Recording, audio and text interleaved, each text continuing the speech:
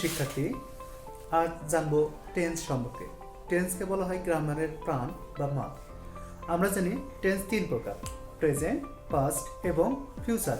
প্রত্যেক টেন্সকে চার ভাগে ভাগ করা যায়, যেমন ইনডিফিনিট, কন্টিনিউয়াস, পারফেক্ট এবং পারফেক্ট কন্টিনিউয়াস। তো আমরা কীভাবে এই 12টা টেন্স, প্রত্যেক টেন্স 3-4-12টা টেন্স আমরা কীভাবে খুব সহজে জানতে পারবো বা বুঝতে পারবো, সেই সম্পর্কে আজকের টপিকস। তো চলুন ঘুরে আসি। প্রথমে আমরা জানবো প্রেজেন্ট ইনডিফিনিট টেন্স সম্পর্কে। তো আমরা জানি প্রেজেন্ট ইনডিফিনিট গঠন হচ্ছে subject plus verb plus object অথবা এক্সটেনশন।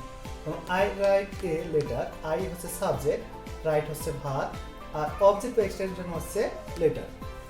ফার্স্ট ইনডিফিনিট ক্ষেত্রে subject plus V2 plus object বা এক্সটেনশন। যেমন আই রোট এ লেটার, আমরা জানি আই হচ্ছে সাবজেক্ট, রোট হচ্ছে ভার্ব এবং বাকিটা হচ্ছে এক্সটেনশন। যেমন আমরা লিখছি রাইট প্রেজেন্ট, রোট পাস্ট এবং লেটার হচ্ছে পাস্ট পার্টিসিপল। তো আমাদের যেহেতু V2 ফর্ম, সেজন্য আমরা লিখছি রোট।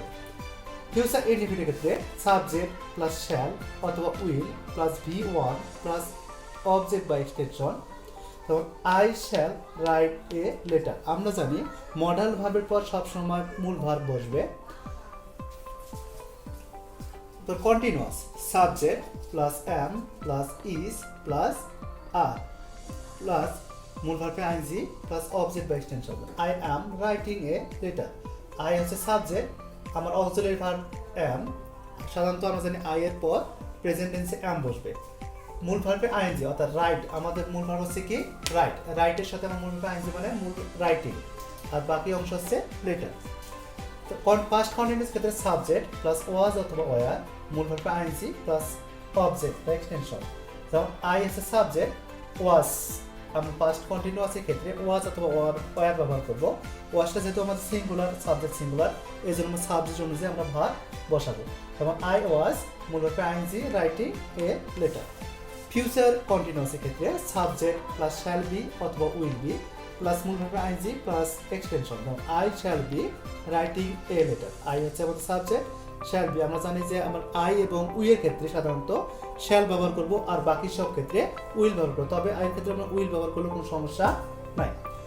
তো I shall be writing a letter. এবার আমরা আসি প্রেজেন্ট পারফেক্ট টেন্সের ক্ষেত্রে সাবজেক্ট প্লাস হ্যাভ অথবা হ্যাজ, মূল ভার্বে V3 প্লাস এক্সটেনশন। তো আই হ্যাভ, তার সাবজেক্ট আই, আমার যেহেতু আই পর সাধারণত হ্যাভ বসে, আমি হ্যাভ ব্যবহার করছি। মূল ভাবে V3 অর্থাৎ রাইট আমরা লিখছি, রাইটের V3 হচ্ছে রাইটের, রাইটের প্লাস এক্সটেনশন মানে বাকি অংশ আমরা লিখছি। পাস্ট পারফেক্টের ক্ষেত্রে সাবজেক্ট প্লাস হ্যাড প্লাস মূল V3 plus extension. I subject, had হচ্ছে ভার্ব, মূল ভার্ব হচ্ছে রাইটের, মূল ভার্ব V3 হচ্ছে রাইটের আর এক্সটেনশন মানে বাকি অংশ লেটার। ফিউচার পারফেক্টের ক্ষেত্রে সাবজেক্ট প্লাস শ্যাল হ্যাভ অথবা will have, V3 plus extension. I shall have writing a letter, subject I, তারপর শ্যাল হ্যাভ, মূল ভাবে V3 করছে রাইটিং এ লেটার। তার ফিউচার প্রেজেন্ট পারফেক্ট কন্টিনিউয়াসের ক্ষেত্রে সাবজেক্ট প্লাস হ্যাভ বিন অথবা হ্যাজ বিন, মূল ভাবে আইএনজি প্লাস এক্সটেনশন।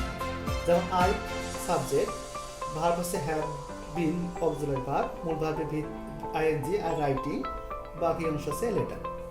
পাস্ট পারফেক্টের ক্ষেত্রে subject plus had been plus মূল verb ING plus extension. I had been writing a letter, এটা হচ্ছে আমাদের পাস্ট পারফেক্ট কন্টিনিউয়াসের ক্ষেত্রে। এবার ফিউচার পারফেক্ট কন্টিনিউয়াসের ক্ষেত্রে subject plus shall have been অথবা উইল হ্যাভ বিন, মূল verb ING plus extension. Subject I, shall have been, মূল ভার্ব আইএনজি হচ্ছে রাইটিং এ লেটার।